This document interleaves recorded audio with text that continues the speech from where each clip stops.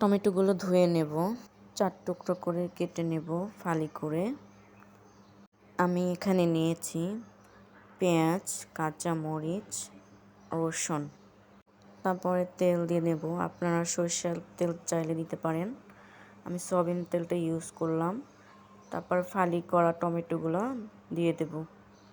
একটু ভাজা ভাজা হয়ে আসলে দিয়ে দেব কাঁচামরিচ, পেঁয়াজ কুচি এবং রসুন।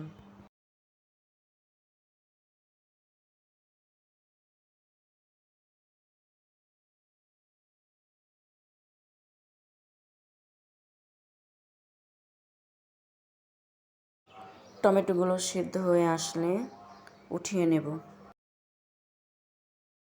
ফেলে দেব।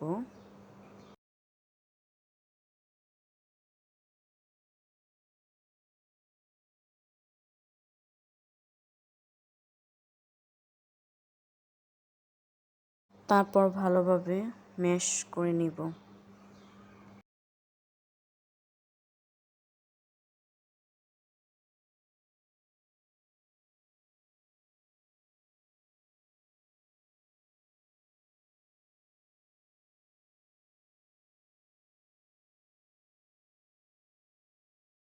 দিয়ে দেব পরিমাণ মতো লবণ, কাঁচা পেঁয়াজ কুচি।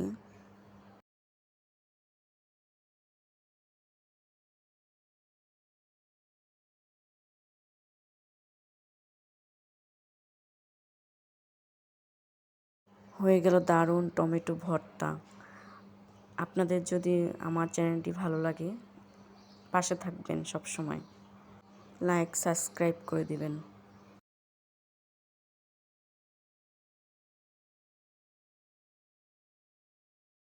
উঠিয়ে আপনারা একটু সরিষার তেল দিয়ে মেখে নিতে পারেন, আরও ভালো লাগবে।